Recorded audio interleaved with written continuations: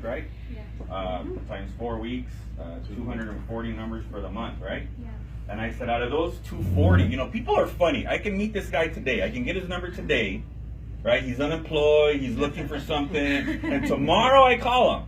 Oh, no, bro, I'm good now. I got 3 job offers. Like, you've been unemployed for like a year and a half. And overnight, from yesterday to today, you got 3 job offers and you're good, okay? So you know that out of the 240, I said, look, out of the 240, let's just say half of them are crap. They're trash. They're not interested, right? So what is that? So you take away half, right? 120. You still have 120 left. I said, if we got 120 good numbers, if we, let's just say we're horrible at the phones, which we're not, but let's just say we were bad at the phones, and we're only going to book 25% of that, okay? Somebody do the math on that. What's 25% of 120? 30. About 40, right? So, okay, so I said we're going to schedule 40. So we're going to actually sit with 40 people a month, okay? I said, so if we're really, really bad at our presentation now, okay, which we're not, but if we were really, really bad and we only recruited 25%, what's half of half? 10. 10. I said, Santana, we should be doing 10 directs. 10 directs every month. This is when we first got to Arizona. Yeah. This was a plan. I said, this is it. If we stick to this, how could we not? Let's just say we didn't get 10. Let's just say we recruited 6. Raise your hand if you recruited 6 directs last month. See what I'm saying? So even if you just stuck to that, I said it's inevitable. If we work the numbers, it's going to work. But you gotta believe that it's gonna work. That's good. And we stuck to it, and we stuck to it, and we stuck to it. And there was months where we would do 10, and then there was months we'd do 7, and there was months a bad one we'd do 5. But with 5, you can do a lot of personal production with 5 directs. That's not counting team recruits. Right, that's not team. That's just our directs. Yeah. And so that's what we would do, man. And then you get a little obsessed about it. I remember being in the middle of it, and we could be, you know, you have to eat sometimes, right? Yeah. So my wife would say, okay, let's go to dinner, and I'd be sitting there at dinner, and she'd be talking, but I'm not even like. Listening. Yeah, I hate to say that, but I'm not even listening. Right. I'm thinking like she's talking about some like book or some movie she watched or whatever, and I'm thinking, dude, I'm at 6 numbers. I gotta hit my 10, dude. And she'd be talking, I'm like, yeah. You guys ever do that? Yeah. Like your antennas have to be up all the time, no matter where you're at. You gotta I walk into a store and the radars are on. I'm like scoping it out. Like, okay, who can I talk to? Who can I talk to? You gotta be like that for a little bit.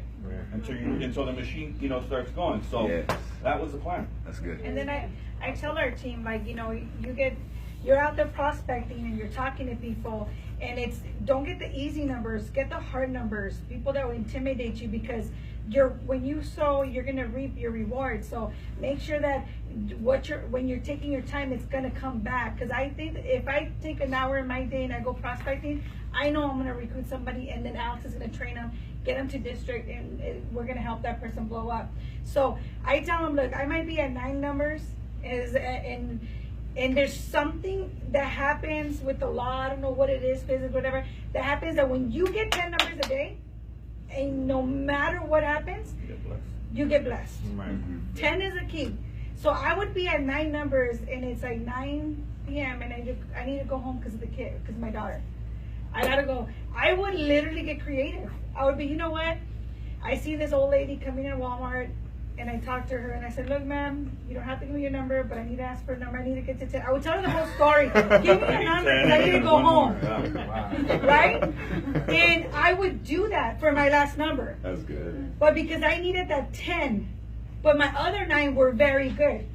Don't misunderstand me. And I tell my guys, you guys get at 9 and you go home and you lost all your momentum. Don't do that to yourself. If you're going to go out there and grind, make sure you get your blessing at 10. Yeah, you got to get a minimum of 10. And then what happens is when you're in the middle of it, let's just say you're like 2 weeks into this, you start creating so much activity that it gets difficult now to get your 10. Because you've got a noon, a 1, a 2:30, a 4, a 6, a 7, a 7:30. You're like, when are you going to prospect then? Like, when are you going to get your 10? And so there was days where I remember it was like midnight, and I was at 5 numbers, and my heart said, "Dude, just go home and sleep. You already wrote 3 sales today. You picked up a direct. Just make it up tomorrow. Tomorrow, get 15, and then right, and then you're back right to 10." And you can't do that. Right. I would not go home until I got my 10.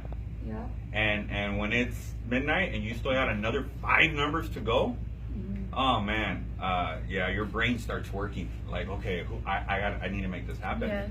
I'd go to 24-hour Walmarts. I'd go to QTs, like gas stations. Gas stations are phenomenal places to. Very few people do it there.